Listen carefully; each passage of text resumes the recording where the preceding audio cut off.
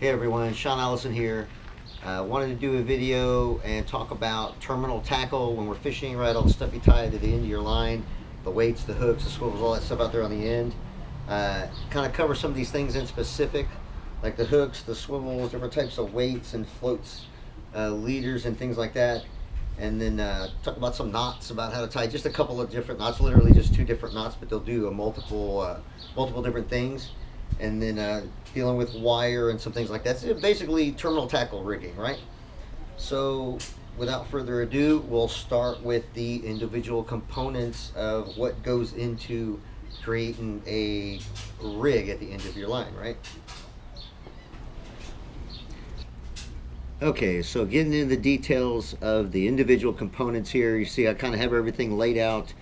I've kind of gone through my tackle and kind of laid out a representation of overall what I carry around in my tackle bag all the time. And then some of the stuff I don't carry around, I just brought it out for demonstration purposes for the video here. Starting with the hooks here, circle hooks, right? The benefit of circle hooks is, the definition of circle hooks is the point is pointing back at the shaft of the hook here. It's not pointing downward like a J hook would be. The point actually points back toward the shank of the hook back here.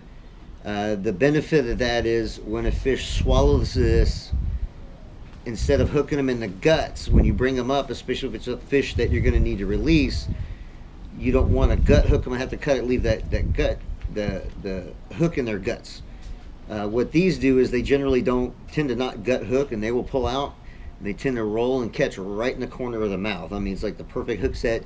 Your line's not in there rubbing on the fish's mouth and they're going to chafe through your line and all that. I've caught a lot of sharks on mono using circle hooks.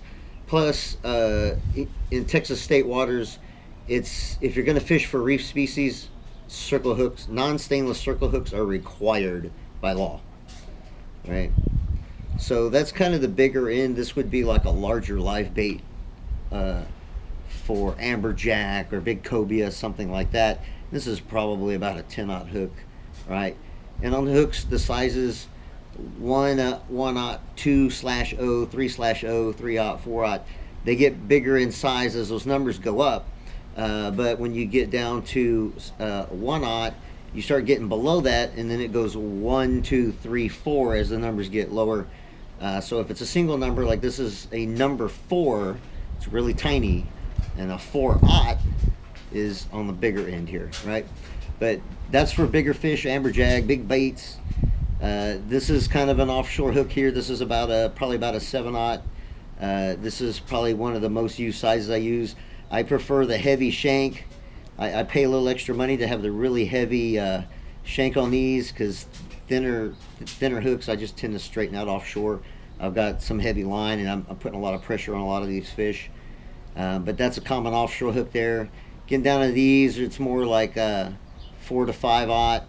These are good for inshore, like finger mullet for redfish, things like that. You see there's a difference here. The shank on most of these, the eye is in line with the shank here. This one's a little bit different. The eye tends to cant back from the shank, and the purpose for this is so that you can run the line through here and snell this hook, which I'll cover later in this video, and the line comes straight out. If you snell this hook, the line tends to go in and bend like this, so it tends to sit like this on the line instead of straight, which is kind of the whole point of snelling the hook, is to keep the hook in line with the line itself. Right, getting all the way down to this one, I think this is a number 4 circle hook. It's really, really tiny. It's the smallest I could find. This is my sheep's head hook. I use this on live shrimp for sheep's head, and if I'm fishing live shrimp for speckled trout. And this will go right under the hook, under the horn. Also a tiny treble, little bitty tiny treble, smallest treble you can find. Makes a really good live shrimp hook. Hook them right under the horn. Good for trout and skipjack and even sheep's head. But they will munch these up with their teeth. Right, so that's kind of it on the circle hooks. I almost exclusively use circle hooks. I almost never use J hooks. I do have a few. There aren't very many. That one there is my biggest one I have in my bag. I don't have anything bigger than that. The reason for that is I don't really like using them. They're kind of a specific purpose. If I'm going to use J hooks, it's usually going to be I either have the rod in my hand and the fish is going to hit it, I'm going to set the hook immediately. He's not going to have a chance to swallow it. Or it's on a Kingfish rig for, Kingfish are ram feeders. So they're going to come and they're going to hit that bait running fast. They're not going to have a chance to swallow it before the hook catches and it comes tight. But I don't want to gut hook fish, so they're all kind of specific purpose. These will be for like live bait or something of that nature. This hook here specifically is for sheep's head. Okay, this is probably a 2/0, maybe a 2/0 hook here, 1/0 to 2/0. You probably can't see it on the video here, but right here on the back of the shank, there's a little barb there and another little barb there. There's also a barb on the tip where there normally is. These are really good for sheep's head because if you don't have live shrimp, even with live shrimp, these are good. But these are really good when you're using dead shrimp, like fresh dead shrimp. You tear off a piece. Normally what happens is you thread your shrimp on here, and then your shrimp ends up hanging down here, and it looks like a piece of shrimp hanging off a hook, right? And the sheep's head just kind of pick it off here. What these barbs do is you push that little nugget up on here, and the barbs keep the shrimp kind of centered on the hook here, keeps it from following down into this elbow, and it looks a little more natural, hides the hook a little bit better. So I like using these when I'm using dead shrimp for sheep's head. That's the only thing I use that hook for. And this little bitty guy, which is probably a number, I don't even know, number 4 or number 6, it's really small. This is literally just for if I want to catch whiting or something with a really small mouth, maybe pompano, something with a really small mouth, basically for bait, catching bait fish with a little bitty nugget of shrimp. I mean, I put one segment of shrimp on here and throw it in and catch whiting or whatnot for bait. All right, but that's all I really use that one for. So I also have these trebles here, and I have 3 different sizes. These are kind of purpose specific. I don't use them very often. Again, the little one here is for live shrimp. That'll go under the horn of a live shrimp when I'm fishing for trout or sheep's head, something like that. These other 2 are literally just for if I'm making like a Kingfish rig and I want a stinger on the back, and I'll cover that later in the video. I have trebles just in case of that, or if I bend the hook on a lure while I'm trolling something like that and the hook just gets too jacked up, I can swap a treble out. Other than that, I don't generally use treble hooks, especially offshore. Right, so moving up from the hooks, moving into the weights here, right? Got a lot of different styles of weights. Some of them are purpose specific, and some of them are just kind of weights, right? A lot of these you could literally just replace with a nut or a bolt. You could tie a line to a rock, and that would work if it stayed tied to your line, right? But some weights do have specific purposes. Beach weight's a perfect example of that, right? This is a homemade one that I made, but they generally have a center shaft and a weight, prongs out here that when it pulls, they dig into the sand. It helps keep it anchored in the surf, right? There's barrel weights. I have molds. I actually pour a lot of these myself. It saves a lot of money. But this is kind of a round egg weight. People call these egg weights. It's got a hole through the middle. Your line passes through, and this can slide up and down on your line for Carolina rig and Texas rig, things like that. And I'll cover those later in the video. It's typically called a pyramid weight. These work okay in the surf. This is a 4-ouncer. The corners on these tend to kind of dig in. These tend to dig into the sand pretty good and hold position pretty okay in the surf if the current's not too bad. This is simple, like a pan weight. These are kind of terrible at keeping anything in place. They just slide across the bottom. This would be in pretty still water. The only reason I have this is I think I found this off the jetty or something. I just have that for free, right? Then there's a teardrop style weight, which we use offshore all the time. This is an 8-ouncer. This is pretty common, 6, 8, and 10 ounces. Pretty common weight to use offshore. It's just got a lead loop in it, and you just run your line through there and hang it on the end of your line. There's another teardrop style weight. This one's really small, but they get bigger than this. The difference between that one and this one is this one has a brass loop that comes up and is kind of put inside of here that you could clip to and things like that. It's a little narrower, easier to get into a clip, but these things can kind of corrode out once they get in salt water. Right, and then there's like a conical weight, right? Just looks like a cone, and it's just like the barrel weight. It's got a hole through the middle, and it's shaped like a cone. This is good for soft plastic lures to put a nose cone, just kind of weight it a little bit more if you're in heavy current. If you're running a Kingfish rig and you're sending it out there and you want to put a little weight on it to get it down, you know, these come in various sizes. You can put that and it helps cut down on the current to help it get a little bit deeper. But variety of uses for that. And then the old standard split shot weight, just kind of a pinch weight that just, you literally just pinch it onto your line. And I use these quite a bit when I'm using live shrimp. Help keep the shrimp down because they tend to want to kick up to the surface. Right, so that's kind of the basics on the weights there. Moving into floats, we've got some different floats here. The basic styles of float I kind of have here. The big one, this is my offshore float. If I want to put like a big live blue runner out on a float for Kingfish or wahoo or something like that, it's just a, you know, a Walmart styrofoam float. I just took some 200-pound mono, ran it through with some beads and swivels to keep that, you know, centered on the line, and I can just, you know, riveted that or crimp some swedges on there, and I can just connect to either side of that. I can hang a Kingfish rig off this. I can hang pretty much anything I want, but this is a pretty heavy duty float for bigger baits, right? Mostly offshore. Then there's this style. I don't really use, they have these and the ones with the stem. This one's permanent. It's got a little weight attached to it here. I found this one. I don't generally use these a whole lot, but this is a pretty common style. Normally it's got a slit and you just run your line in there and poke the rod back in there and it holds it in place. This one you tie to each end.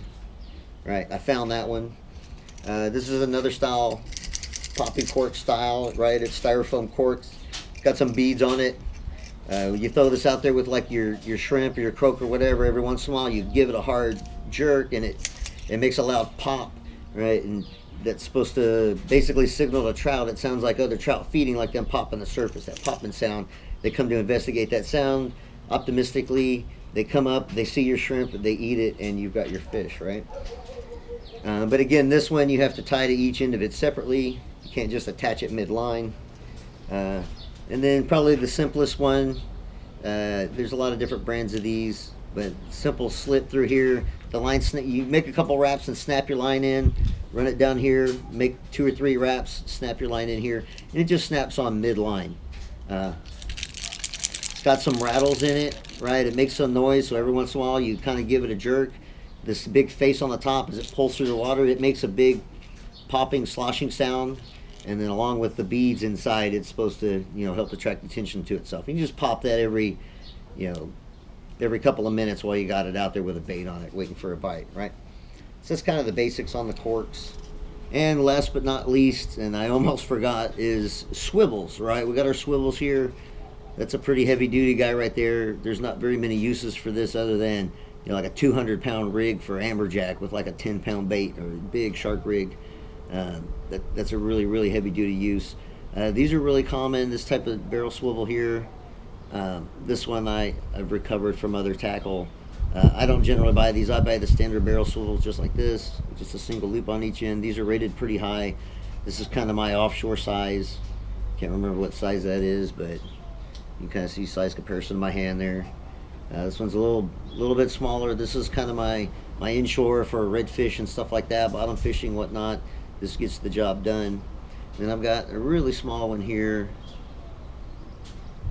and this one is trying to be as low profile as possible. If I'm using like a spoon or something like that and I need a swivel, I'll put this on there because it's as small as I could get, and that's a little less visible to the fish when I'm dragging lures and things like that through the water. And then we have the old school standard snap swivel here, right? Just has a little loop on the tip there, and just kind of hooks onto itself. You leave these tied to your rod and you can just easily change things out. To be honest, I tend to go minimalist with my gear. I try to go as small as possible. Like I use the smallest hook possible for any given situation, the smallest weight possible, the smallest float possible. And honestly, I don't even use these most of the time. I literally cut my line and retie it every single time I swap something out. As much as that sounds like it's more inconvenient than just unsnapping this, but you know, I've destroyed a lot of rod tips reeling these up into the rod tip. Sometimes when you're reeling up really fast, I know better than to do that, but it still happens anyway. But these are also visible to the fish when I'm throwing lures and things like that. I really don't like this big bulky chunk of metal dragging out the head of my lure going, hey, something's wrong here to that fish, right? So I tend to avoid these as a general rule also. They're good for like my bottom setup if I'm going to change my bottom rig out. But for something I'm throwing lures with, I kind of don't like to use these because I like to go minimalist on what the fish can see as far as my terminal tackle is concerned. And that's usually my goal. With some of these rigs, like the Walmart rigs you can buy that are steel leader, and there's beads and crimps and hooks this big, and it's supposed to be a rig for redfish, and it's wire and all this other stuff. I mean, you can buy that stuff, and sure, you might catch something with it, but the fish can really see that stuff. They really can. There's really no need to use heavy wire for redfish. I mean, honestly, you could just take a line and tie a loop in it, and put a weight on one end, and put a hook on the loop, and that's good enough. You can catch fish with it, right? As long as your loops don't slip and the line don't break. As far as leader line and tying rigs up, right? Taking all this and putting it all together into a usable rig, and the kind of rig you're going to use is going to be determined by whatever you're fishing for. But there's a lot of different rigs, and we'll talk about those. Some of them are mono, right? I carry these little spools with mono on. This one's 30 all the way up to 100. I literally carry 20, 30, 40, 50, 60, 100, and then I have some 200. I don't always carry the 200, but I always have these in my tackle bag. It's only like 10, 15 feet of each, but it's enough to get me through a fishing day, right? And then aside from the mono, there's also wire. There's single strand, which I'll get into. We'll talk about tying some of these knots and talk about the mono, splicing lines together, twisting wire, right? There's single strand wire. This is 140 pound. You would use this for like Kingfish rigs and things like that, light duty stuff. Then there's actual multi-strand, like 7x7, 7-strand, things like that, where there's a bunch of wires and not just one, right? It's like a braid. This is an extra large one just for demonstration purposes. Everything that I'm going to do, the lines are extra large, the hooks are extra large when they normally wouldn't be, but for demonstration purposes, I'm using larger than normal tackle, so these things are a little bit clearer in the video, right? But this would normally look more like this, right? But this is braid just like this. It's just a much smaller diameter, but pretty tough stuff, right? But we'll cover that as well. All right, so without further ado, let's get into knots. All right, let's talk about knots here. There's only 2 knots I'm going to show you, but they're going to do multiple things. While we're doing this, I'm going to demonstrate with my colored cord here. I'm going to use this black and this orange one to kind of demonstrate. This is going to be my hook, just because it's easy to run this big line through. I can't actually run this through a hook to demonstrate. This big line makes it easy for you to see what I'm doing with the knot here. And then after I tie it here, I'll tie it up with an actual hook and mono, so you'll see because it's a little bit different tying it with this. It's a lot different tying it with this than it is actually doing this with mono and so on and so forth. So I got my orange cord here. The 2 knots I'm going to show you are going to be the uni knot, right, which you can tie it directly to a hook or an eyelid, anything like that. You can use the uni knot to snell a hook, right? If you ever wonder, like, how do they snell a hook where the line goes through the eye and it's wrapped around the shank, right? That's called snelling. Use the uni knot to do that. And then if you're going to take 2 lines and splice them together, right? Of course, there's various knots that you can use. Everybody kind of has their favorite knots. This is my favorite knot. Take it for what it is. I like this knot specifically because it's a multi-purpose knot and I can do lots of things. I can splice my lines together, I can snell a hook, or I can just tie something on, right? So getting into the uni knot, it's pretty simple. We have our fishing line here. This is coming from the right from my fishing pole, right? Here's my tag end. I'm going to take my hook or whatever I'm tying to my line. I would pass my line through it. All right, we'll move this up a little bit here. Now from here, I'm going to take this, I'm going to double it back up and make a loop here and leave these 2 lines together. And what I'm going to do with this tag end is I'm going to wrap it around these two lines. Right, so I'm going to hold that circle open. I'm going to take this and I'm going to pass it through 2, 3, 4. I'm going to count how many times I pass this through. Now, when I do this with mono, I want to pass this through here at least 6 times. 6 is kind of standard, 6 to 8. If you do anything less than 6, this knot will slip. Not every time, but it will slip. For demonstration purposes, because this line doesn't slide as easy as mono, I'm just going to do my 4 loops here. Now that that's come over, done a loop, and I've wrapped around those 2 lines, now I need to cinch this down by pulling this loop tight on these wraps here. The easiest way to do this is to grab all these wraps. This works with a mono too. You take your thumbnail and pull this away, and that loop will pull tight. So now I have my knot tied, but I have this huge loop here. But you take this and you just pull on this and it cinches all the way down.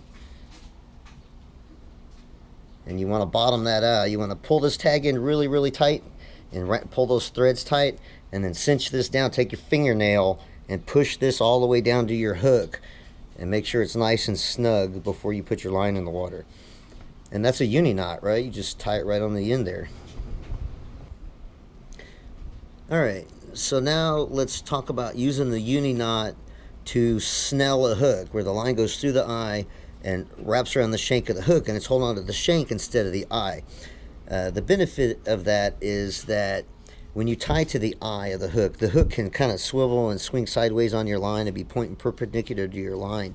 When you snell the hook, it almost sticks points off right off the end of the line and stays pretty stiff like that, which helps hookups and things like that. So for this demonstration, I'm going to use the orange line again here, but I can't use our weight. This is my pretend hook here.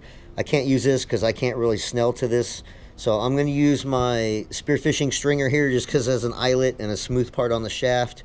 Right, this is going to be our hook. Right, so there's our eye, there's our shaft, and the shank would come around like this. Right, big circle hook would come back around like this. So we would take our line and you run it through the eye of the hook, and you would come down along the shank of the hook. Normally I would do this right up here, right below the eye, but I have this in my way, so I'm going to do this down here for demonstration. Okay, but same thing we did with the uni knot as before. We're going to take our line and form a loop.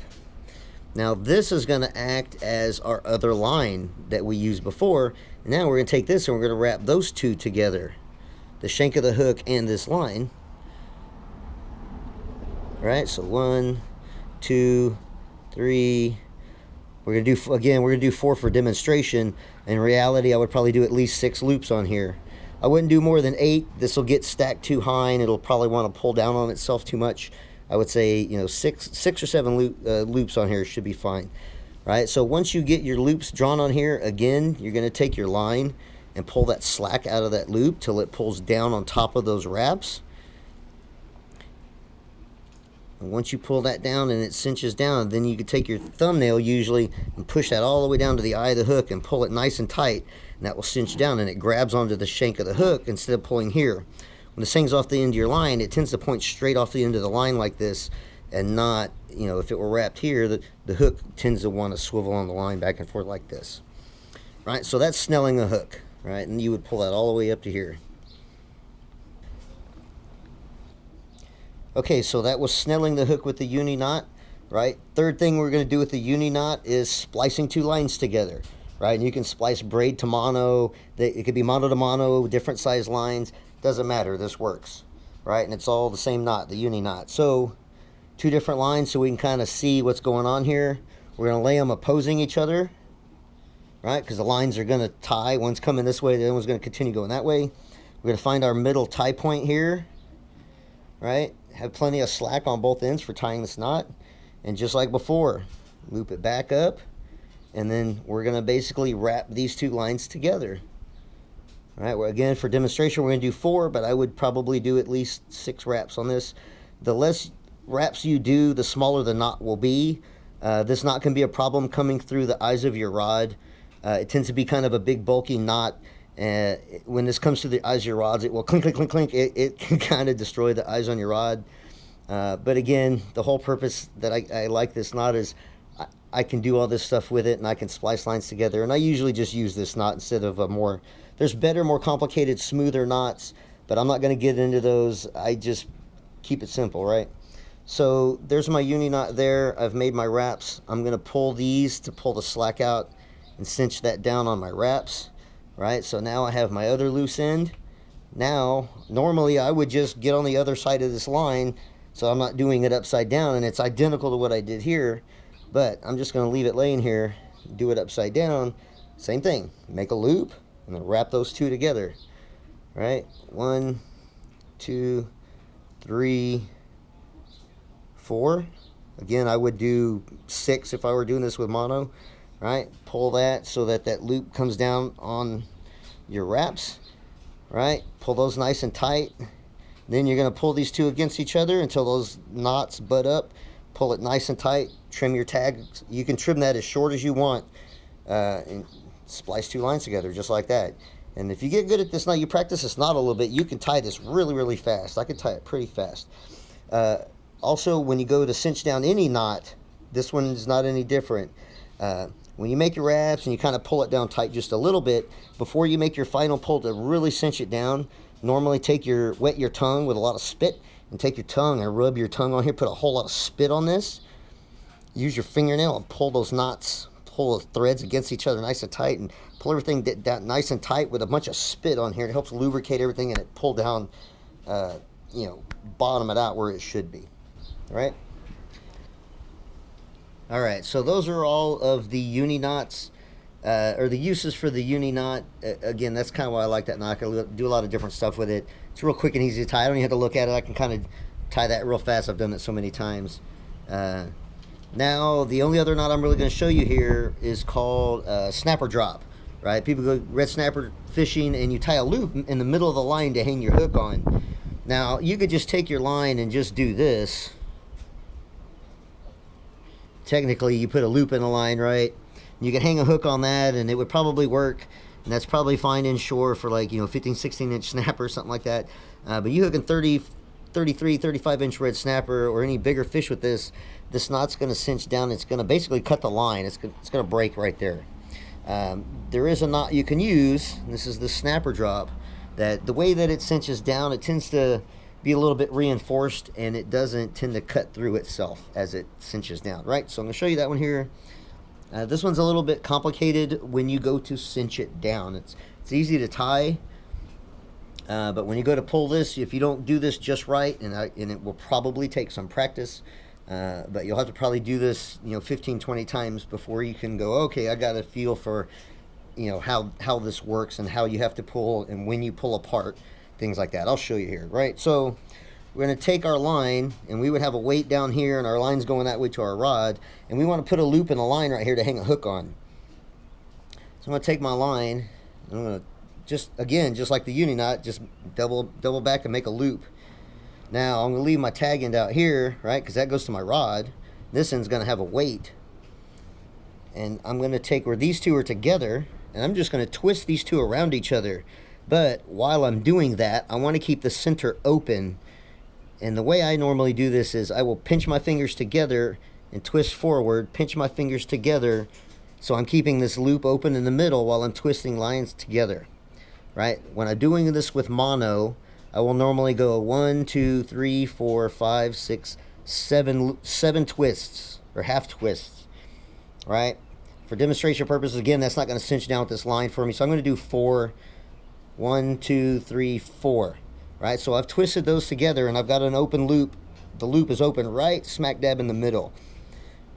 Now I want to take my big loop down here and pass it through this little loop to make, this is going to be where my hook is going to hang. So I'm going to poke that up through here. And normally, if you have something sturdy, something poking up, you could hang this on, you could pull against, this would be great. A lot of times I don't have that. I will literally take this loop and I'll stick my I'll put this in my mouth, but you can't bite the line. This is mono, and if you bite it and when you pull, you're gonna mash the mono and you're gonna make it less durable, right? It's gonna want to break. So you don't want to damage the line. So I will take my tongue, I'll put this in my mouth, but I'll literally stick my tongue in here and pull back with my tongue and pull that way on this loop till this comes tight here. Once this comes tight here and I kind of run out of slack pulling that way, it'll kind of start getting difficult. Then I'm going to stop and I'm going to take these two lines after I pull back and I'm going to pull those two straight apart. And all these knots are going to cinch down into the middle and leave a loop in the line. Right? That's a snapper drop. You can make this loop as big as you want. Just when you make your original loop and you're tying it, the bigger loop you start with, the bigger loop you're going to have at the end. Right? So there's a snapper drop. Simple loop midline.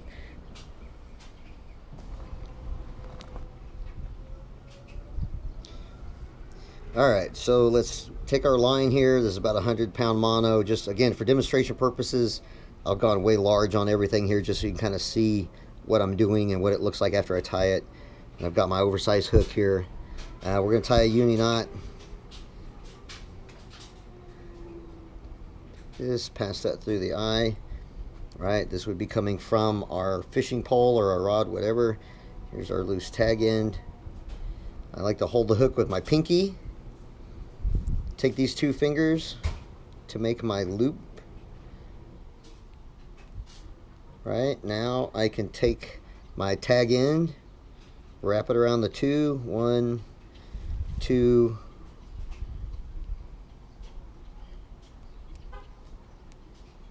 3, 4, 5, 6. And this gets kind of hard because these loops are really tight and they want to untwist. And normally at this point I would take that tag end and bite it with my teeth and pull it in the same direction that this line is. Pull straight back away from the hook while I'm pulling the hook away from me. And that kind of does this. It cinches those knots down to about here. Once I get it to here,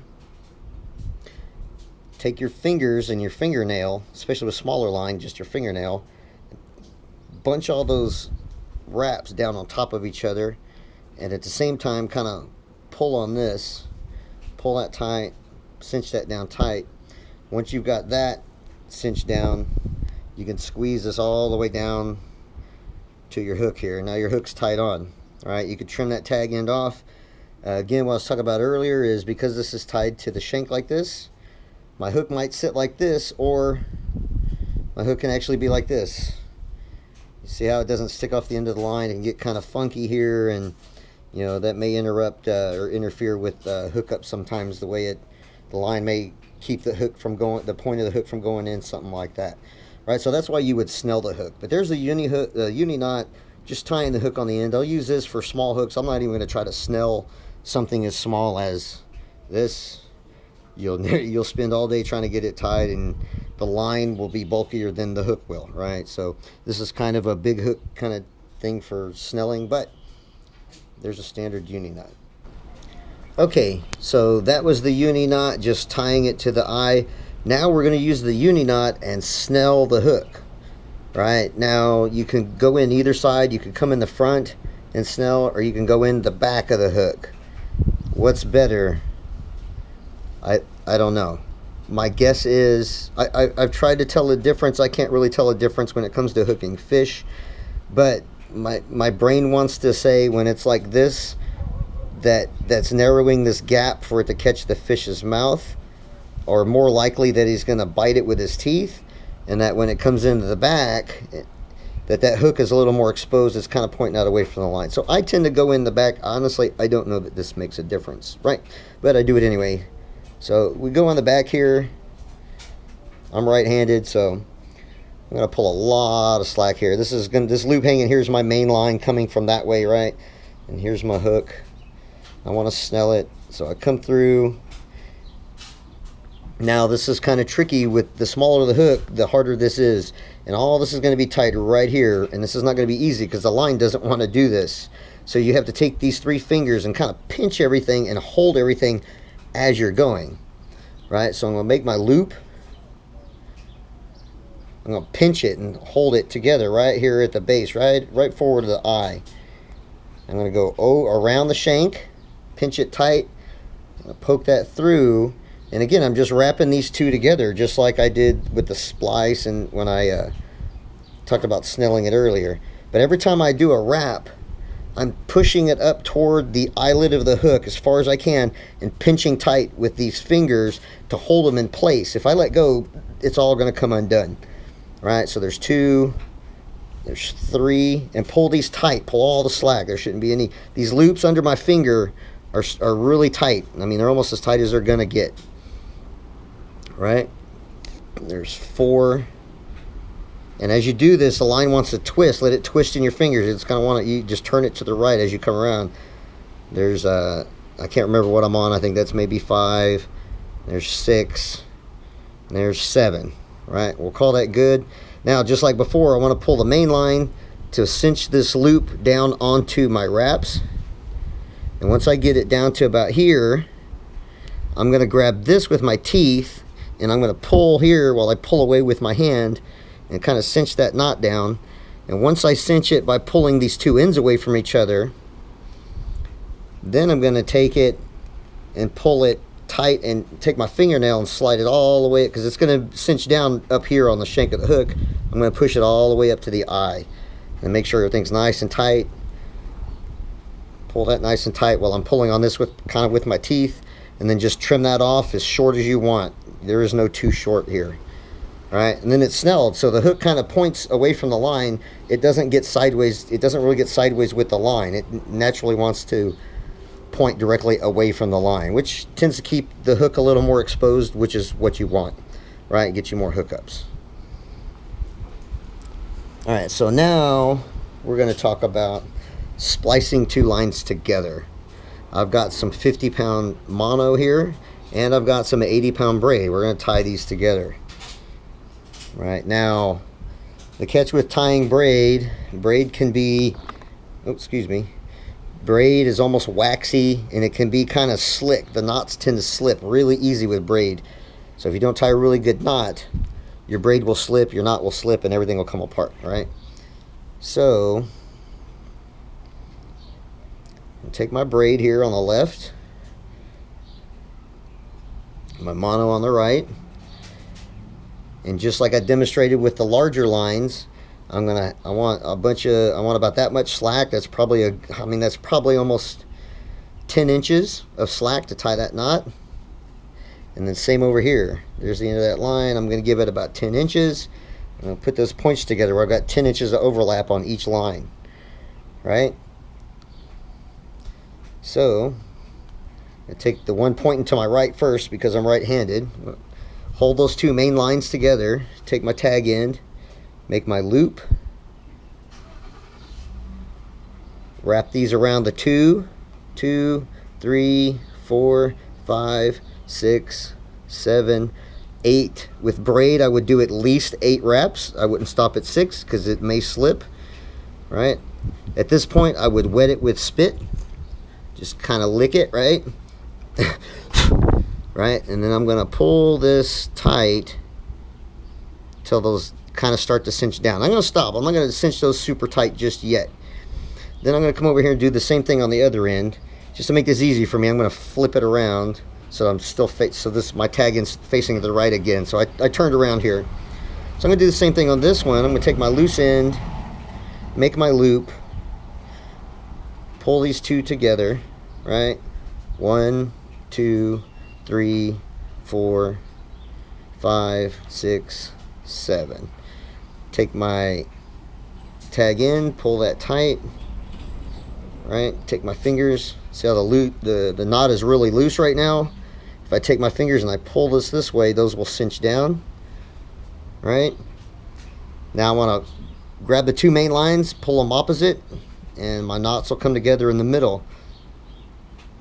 Now I would grab the main line on one side and the knot on the other, pull them apart from each other, and then grab opposite lines and then cinch that knot down good and tight.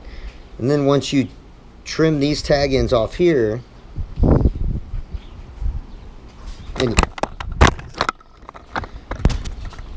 little earthquake there. Right, so once we trim these tag ends off of here, you cut that there. On this end, the mono you can just cut. It will stay. Just to help this braid, at the end of this, I like to take this and just come back and do a 1, 2, back through itself twice, and cinch this down. And then one more on top of that to kind of close that out. And then I will trim this tag end off. And over time, this end right here is going to kind of fray and get kind of feathery looking, but that's all right. All right, and you can cut that off pretty short right there. All right, so there's our splice, right? Mono to braid. That's pretty small. Smaller lines, this doesn't get too big, but it does tend to be kind of flat on the ends here. You know, again, take your fingers and kind of cinch these knots, the wraps down on top of each other, cinch it down nice and tight. But these are kind of blunt on the edge here, and when they hit eyes coming in your rod, these are not the best thing for the eyes in your rod, right? But there's splicing 2 lines together with double uni knots.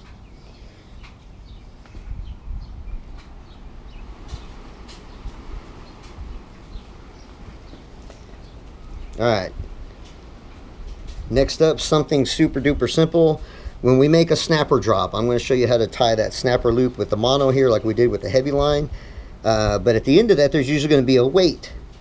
The weight knot doesn't have to be super fancy, but you can tie these rigs up ahead of time in a way that you don't have to have hooks or weights on them. You can get the location, pull the rig out, ready tied, put 2 hooks on it, hang a weight, and drop it over the side.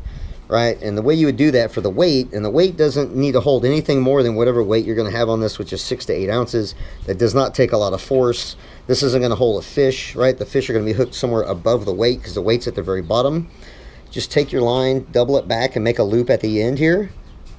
And then just go around and just make a half square knot there, and that's sufficient. From here, you just take your teardrop weight, make a point out of that, you poke it through the eye, run the weight through the loop. Now your weight's hung on your line, you're ready to send that down, right? But it's not all weighted down in your tackle bag when you have this rig ready. Same with the hooks. Once you tie the hooks, you can put the hooks on and take them right back off really easily, right? So tying the snapper drop loops, the midline loops, right? We're going to take our heavy line like this again. We're going to make a big circle and hold both lines together in the middle here. This is kind of hard because this line's really heavy line and it wants to loop on me here. Right, so we'll make our loop in the middle, take our 2 lines here at the top where they lay together, and we're going to 1, 2, 3, 4, 5, 6, 7. Make our twists and keeping the loop in the middle open. We're going to take our big loop and poke that up through that middle hole we made. Right, and if I let go of this, this is probably all going to come undone because it's really resisting what I'm doing here. Normally I want to grab this loop up here with my tongue, pull away, which I'm going to do right now. Right, so that kind of cinched it down, and while I'm pulling down and away, as soon as that comes tight, I'm going to pull these 2 directly away from each other. Of course, I'm going to spit all this up, right? Just rub my tongue over, get a lot of spit on it, pull those apart, and those will cinch down right midline, leaving you a perfect loop, right? Just like with the weight, you take your hook, pass that through, pass the hook through the loop. Now your hook's on a line, and it's even doubled up, so it's got a lot of abrasion resistance, right? But when you go to throw it back in your tackle bag, you can take your hooks right back off, throw it in your bag, and keep this ready to go, and it's really going to be nothing more than mono and a swivel on the top end, right?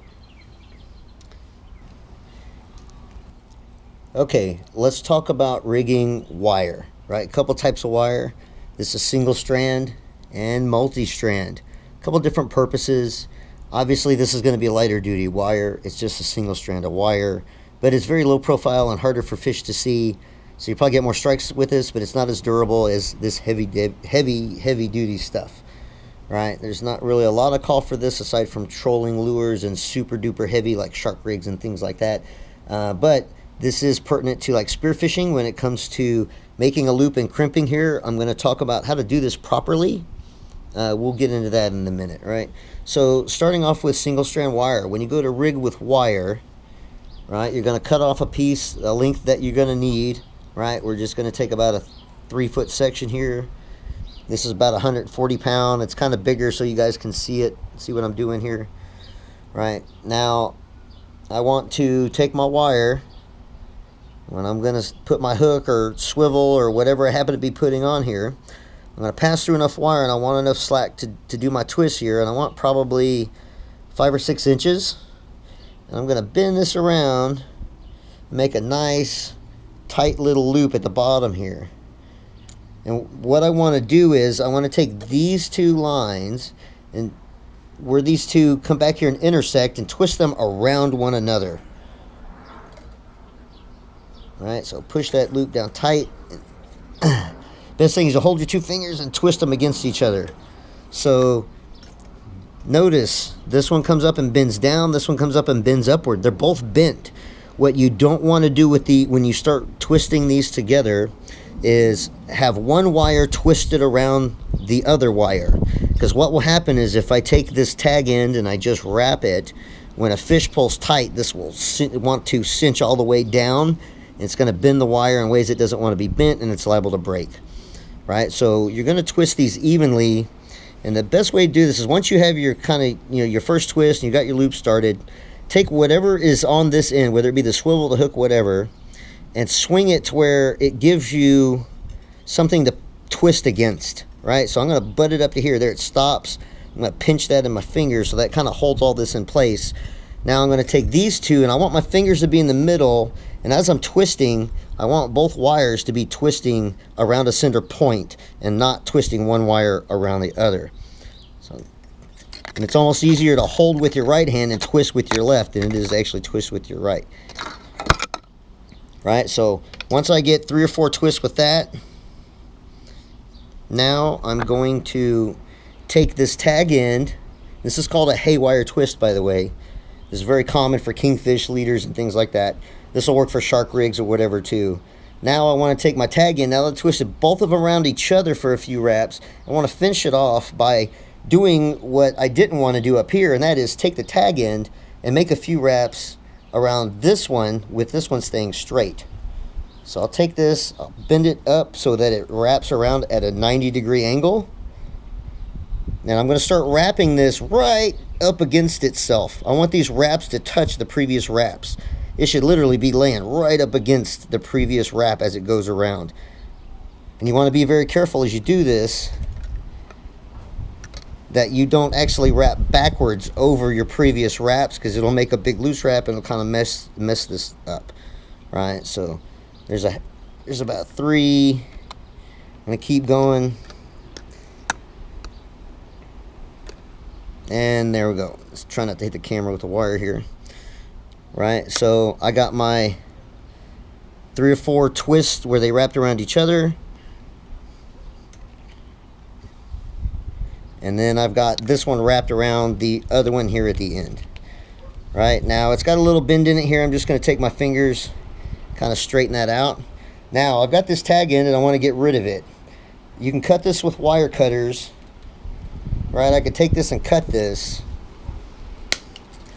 But the problem is, if I cut this, it's going to have a little pointy little barb sticking out, and it's going to snag on stuff. I don't want that. The best way to get this to break off flush is leaving your main line and main wire intact here. Take that tag end and bend it at a hard 90 straight toward the hook, parallel to the line, and then back the other way parallel to the line. And just keep doing this and make sure it's bending there and not, don't bend up here, bend it right at the end point here. And when you do this 4 or 5 times, very quickly, it will break off. I say it will, right? But that takes that little tag in with it. It's nice and smooth, doesn't catch on a lot of stuff. And you don't have to have wire cutters on you to cut that off. It just breaks right off, right? And that's how you would run a loop. If this loop ends up a little bit too small, you can always take like a pair of needle nose, like these, shove it in here, and spread it apart, to bring this back to a bigger open circle. That allows the hook to kind of swing freely on here. So that's single strand wire. Now let's talk about this multi-strand stuff, and this is some super duper heavy stuff, but again, this is going to be for demonstration purposes so you guys can see it easier. Now when we make loops and wire, there's a couple of ways you can do this. Okay, there's the quick and easy way, and it will work most of the time, but it may fail, and that's this way. I've literally ran this through this crimp or swedge, right? We also call these swedges. I run this wire through this crimp. I ran it, put my swivel onto the wire, and then I took the end of it and I poked it right back in and I crimped it in place. This is good for light duty use, you know, probably all the way up to 50 pounds, no problem.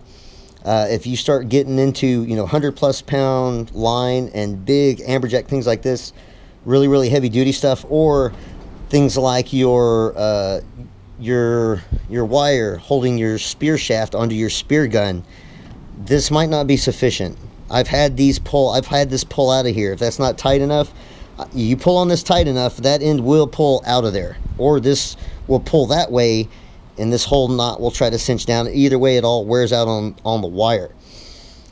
The couple of different ways you can do this to correct for that, and again, for light duty, this is fine. I don't have to show you how to do that. I already did, right? Just run it through, put those on there, run it back in, take your crimpers like this, and just mash it flat, and it pinches the wire, right? Good for light duty. Now for trolling lures, things like that, I would do this. You come out here, you run it through your swivel, but then it loops back through itself and around itself a couple of times before it comes back and pinches in the swedge back here. This helps take some of the strain off the swedge. As it pulls, it wants to tighten here. It's putting more strain here than it is back here, and it's less likely to pull out of the crimp back here, right? But this is big and bulky, and that's way higher profile than this is. This is much more optimistic when you're throwing lures than for this to be dragging in front of your lure, right? But you can do that either way. For heavier duty applications, I would probably use this for like big shark rigs, things like that. For light duty lures like I've got here, you know, these are just kind of cripple herring, you know, some light wire and just a simple loop back and crimp is good enough. Now, getting into the heavier stuff, and again, this is mostly going to be for wiring spear shafts to a spear gun, right? You're not really going to use this stuff too much unless you're fishing for like 15-foot tigers. You're not really going to be using this kind of stuff for everyday fishing. But for you spear fishermen, I am going to kind of show you guys the proper way to make a loop and wire here. A lot of people tend to just double it back on itself, poke it in the crimp, and mash it down and call it a day. But I don't. That's not really what I would consider to be the right way to do this. So what I'm going to do is, this is 6-strand wire. It doesn't matter, 7-strand, whatever. What I want to do is I'm going to take my knife and I'm going to try to separate. See, there's strands of smaller strands, and I want to separate these into 2 even parts. I want to separate it right down the middle here, best I can. This is 6 strands, so I'm going to go 3 and 3. I'm going to pull 3 out, but I want to leave them twisted around themselves, but separate them from each other. And once I get this started, I can literally just hold those apart and twist this, and it will kind of undo itself here, right? Now, I'm getting ready to make my loop. What I want to do, I'm getting ready to make my loop. So before I start this, especially if I've already crimped my other end, I need to make sure that I remember to put my crimp on before I started doing this. Because, and I've done this before, once you loop all this out and you get it ready and you go to pull your crimp up and you go, you got to undo it all, and now the line's frayed and it doesn't go back together as well. And so don't forget to put your crimp on first, right? You're going to have a conical face on one side of the crimp. That should be the side that's going to get pushed up onto the knot. Ultimately, it's going to get crimped together right here. Now, the reason I separated these, and I want whatever my loop is going to be, these should be twice as long as the loop. So I'm going to take a lot of cable here, right? And I want to loop about half of that, meaning I take these two ends and I double it back, and I end the ends of these right where those split. That's my loop, right? Is that how, whatever size I want my loop to be, that's how much line I'm going to pull off here, right? So we're just going to make a big loop like this just for demonstration, right? So I've got my crimp on the line. I've got my line separated. Now from here, I'm going to take my hook, or whatever I'm rigging onto this. I'm going to run this through the eye. And then, while this is only on one side, I'm going to take this line, and this wraps a specific direction. If I wrap the wrong way, this isn't going to work. But if I wrap this back this way, it lays right back into the old trough that it came out of. I want to try to divide this evenly, and I want to plan this so that this ends right there. I don't want it to stick way down here, and I don't want it to end short. If anything, you want it to end a little bit long and not a little bit short.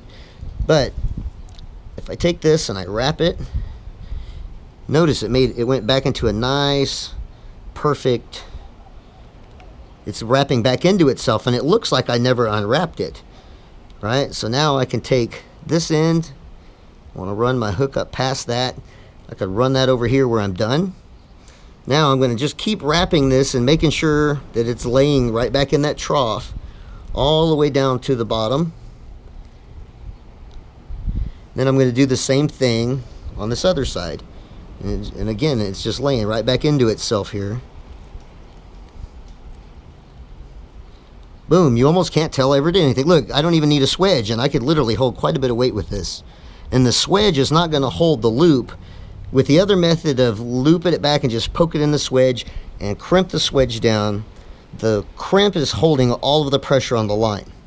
With this method, it's not. The line is reinforcing itself, right? And all the swedge is doing is, once I get this nice and smooth and laid in here, and I could take my crimp and poke my ends in here, and this swedge is a little bit small for this. I had to make this out of tubing. It may not fit here. But I'm going to force my swedge up over this, mash this all together, poke my ends, and I want to push this to cover all of this to where the very tip of these should be sticking out, just barely sticking out the back of this when I get this in place, and then crimp it down. Okay, and I can't show that because, again, my swedge isn't big enough here. And that's another thing to keep in mind. Your swedge needs to be probably twice the diameter of your cable, or once you have all this loose stuff, you're never going to get it into the swedge here. But I would shove that up. Sometimes you could take your pliers and hold this and force it in there, and then take your crimpers and mash that down. And with this setup, the swedge is just keeping the ends from coming undone, and the cable is reinforcing itself. The crimp is not holding the tag end of that wire from coming loose. Right, so this is how I would suggest rigging your cable. I mean, if you want to do it quick and fast, hey, just by all means, run that back in there, smash it down. You know, hopefully you don't lose your shaft. But if you want to take the time to do it right, this is really how you should run your loops and swedge them down.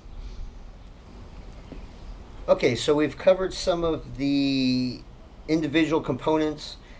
We've covered the mono, different weights of mono you can use all the way. I would say inshore, generally I'll use like 20 pound for trout, redfish, things like that is good for inshore. I use 40, 50, 60 offshore regularly, and then for really, really big stuff, 100, 200 pound test.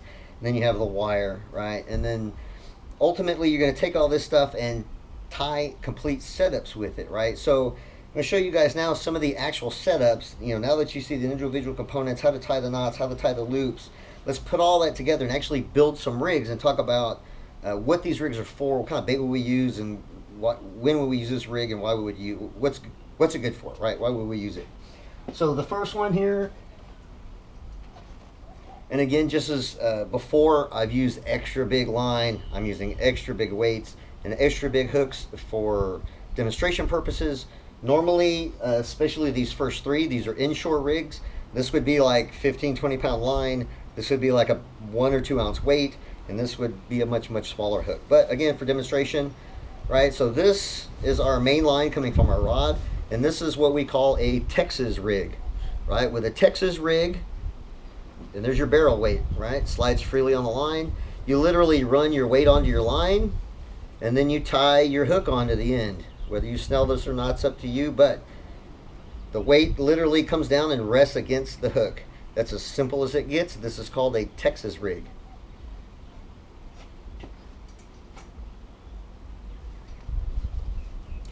Next up, this is called a Carolina rig, right? I use this a lot more than I use a Texas rig. Very similar, but we don't allow our weight to go all the way down to our hook, right? So we have our main line here, our weight's on the main line. We have a swivel that acts as a stop for the weight. Then we have a heavy leader material that's kind of help resist the abrasion on the fish's mouth or rubbing on his body.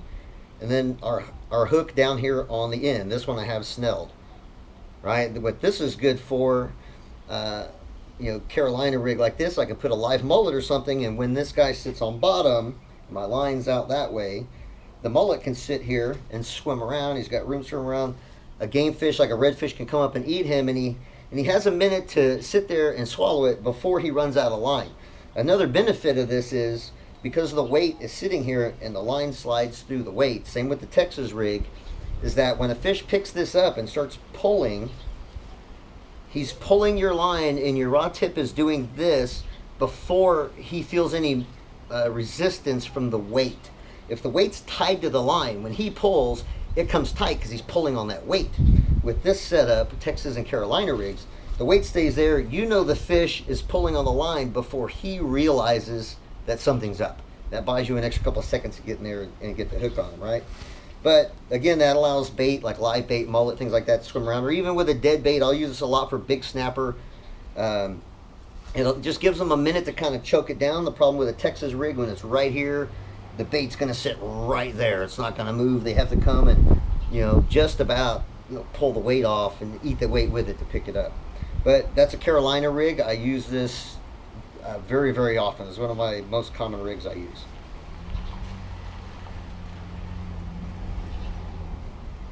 Alright, next inshore rig, and there's really only 3 inshore rigs I'll use. Actually, I can actually say there's really only 2 I'll use. I don't generally use the Texas rig. I'll always use the Carolina rig or a float. And if I'm using a float, Carolina rig for the bottom and a float rig for, obviously, for a float, for the surface or fishing just below the surface. Right, so this one I've got my rattle cork here just because it's easy to snap mid-line. Right, comes down here, and just to demonstrate this, these, if you don't want these to slip, if you don't put enough wraps on here, these can slide on the line. The easiest thing is to snap this into the little groove there, make 1, 2, 3 turns, pull that tight and go into the trough, into the cork. You get up here, take your fingers and kind of push it down in there, 2, 3, and pull that into that groove. And that'll keep it from sliding up and down the line good when you make a couple of wraps there. Right, come down here and I've got my hook on this end. Again, normally this setup I would be fishing with live shrimp. This wouldn't be the hook I would be using. Literally I would have, I can't even show it to you, it's so little. This is the hook I would have under this float with a live shrimp on it, or this little bitty treble hook here. Right, but again, for demonstration, you know, in the flats or somewhere shallow, I would probably fish this about 3 feet down, have my hook for my shrimp down here, and a couple of split shots just past, you know, maybe 12 inches above the hook to help keep my shrimp down here because they tend to want to go up to the surface. Right, now if I'm fishing like off the jetties and the water's like 15 feet deep and I'm trying to get sheep's head, this probably isn't deep enough. You're throwing out there where the water's a little deeper, but you can literally, I would move this up the line and give myself 5 or 6 feet here, and it's a little odd to throw, but and leave this about a foot above the hook and just have about 5 feet of line between these and your cork, and that'll get your shrimp down there and get you some sheep's head off the rocks. All right, so there's typical inshore float setup.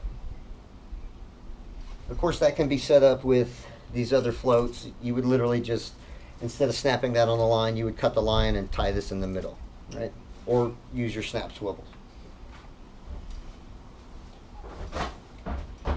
All right, now getting into some offshore rigs. Those first 3 were kind of inshore. This is moving more into offshore, like state waters and getting into bigger fish, things like that. This first one I'm going to show you here right? So here's my main line comes down. I called this, and I just kind of made this one up myself, right? This is a modified offshore Carolina rig. And the reason this is modified is when you're offshore and you throw this in the water, what tends to happen with the Carolina rig is you throw this in the water, and as this sinks, your hook starts sliding way up the line like this as it's going down. And by the time it gets down there, your hook's way over there, you've got a ton of line, your weight's here, and it's basically doing this, but there's like 20 feet of line between here and this swivel. And you don't really want that, because then it gets kind of funky and get twisted up in your line. So one way to solve that is to stop this from traveling up your line. And that's why I created this. And essentially all I've done is I've taken the Carolina rig, which is essentially the same, a hook coming up, swivel, weights with a stop. This one has two because I was using this offshore, right, to get a little bit heavier weight. Then I've got some really heavy mono for these weights to slide on, and then another swivel. And that stops my weights from sliding way up my line. When I throw it out there and cast and it's sinking, my weights stay free enough that there's a little bit of movement for the bait and stuff down there, and I can see some pull before he feels the weights. But it also, again, it keeps the weights from traveling way up my line. Now, if you'll notice, these weights, because these are constantly banging against each other, going up and down, see, these have a flat spot. And they'll tend to mash together where they smash, they'll pinch on the line, and then they won't slide very easy. So you got to replace these every once in a while so that they'll slide freely.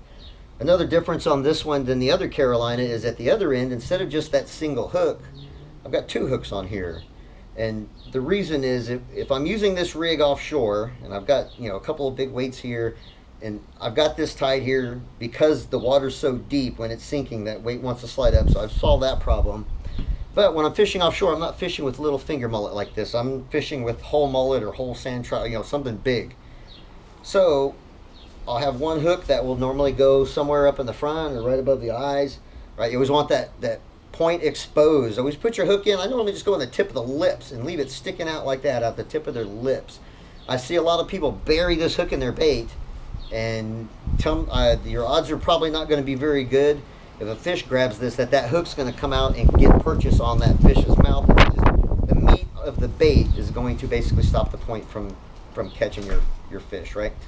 And all I've really done is I've tied my hook on here, my primary hook to my main line. Then I took another short line and I tied it on there, and then I tied a second hook on. And this allows me to take like a big bait like a mullet and hook this through his nose, and I could take this and hook him in the back behind his dorsal, so that when I have those fish that come up and strike the back end, sharks, stuff like that, I have a better chance of catching them. They're less likely, when you just put one single hook and it's up through the fish's nose and you have all those fish back here, they have a tendency to just kind of pull it off here a lot of times. This helps catch some of those fish that do that, right? So modified offshore Carolina rig.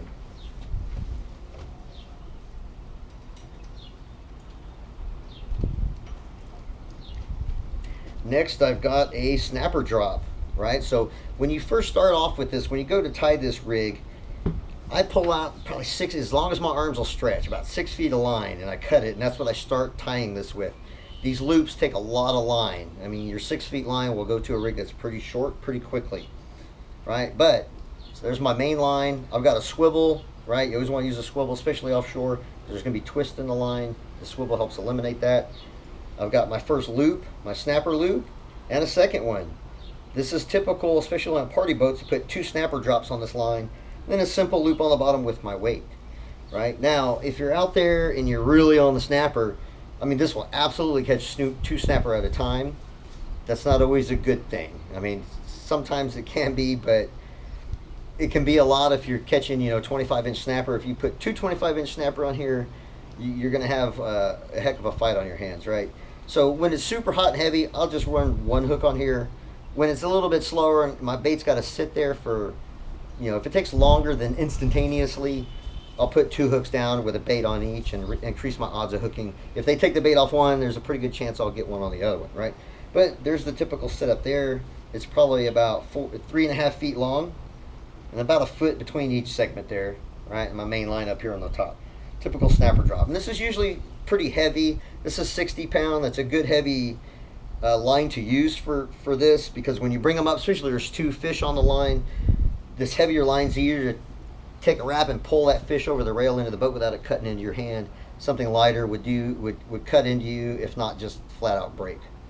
All right, so there's our snapper drop.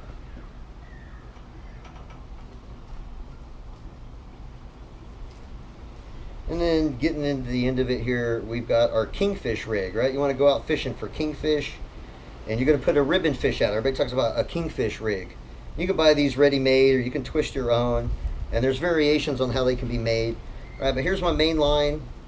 Sometimes if you're just drifting it out there, and that's what you're doing a lot of times, there's not a float, you just kind of throw it out there and feed it some slack and let it kind of float out there in the current behind the boat.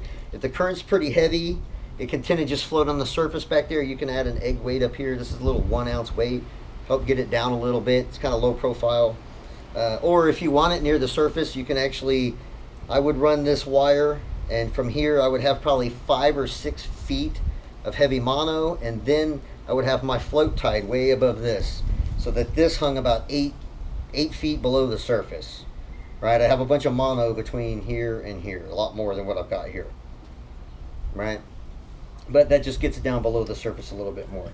And down on this end, this is that single strand wire with my haywire twists. Comes down here, and where I wired this first hook on, what I did was I took my wire and I ran it through the eye of my hook, and I wired it on here with this first loop. Right? Then I had 2 more sections of wire cut on the side. I took my second section of wire and I ran it through the eye of the hook and the loop in the wire, both, not just the eye of the hook, because then just the hook's holding the 2 wires separately. You want everything to interlock here, right? So that wire goes through that loop and the eye hook, comes down and terminates in a loop with a hook on it. These are my J hooks. I'll use these for kingfish a lot of times. You notice I've got 2 J hooks in the front and a treble on the back here, right? Same thing there. Loop it through the eye, through that loop, come back here, wire your third hook on the back. Now, you can do this with all 3 J hooks. You can put all 3 treble hooks. I like to just use 2 J hooks and a treble at the back called the stinger, right? This one at the back. With these, honestly, when you're offshore, the less treble hooks you can use, the better. When you got a big wahoo, something like that, flopping around on deck, you really don't want 3 treble hooks being swung around by that fish, right? The less points, the better. If he ain't gonna catch one of these, adding 2 more, a couple more treble hooks probably isn't gonna improve your odds any. But with this setup too, a lot of times I will put a ribbon fish. This will go right in the nose.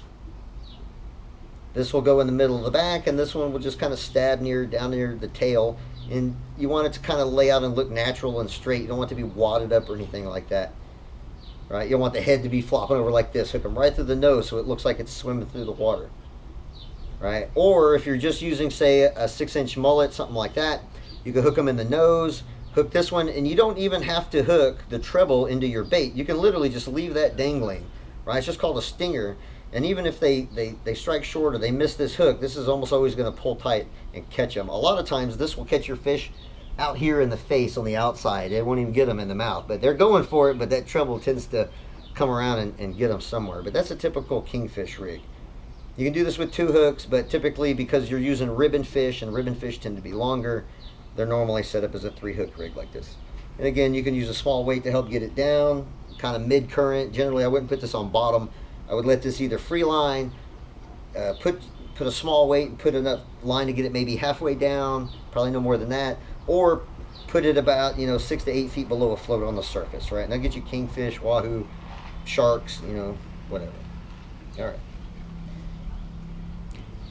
That pretty much concludes everything I got. Those are the basic setups, some of the basic equipment. I'm not going to get too complicated here. Everybody has their favorite knots. I'm probably not going to convince anybody to change knots, change gear, things like that. A lot of you guys probably already know this stuff. Probably feel this video maybe even a waste of time for you. But, I mean, if you learned one thing out of it, hey, man, I did my job, right? So, thanks for watching the video, and I'll see you guys next time.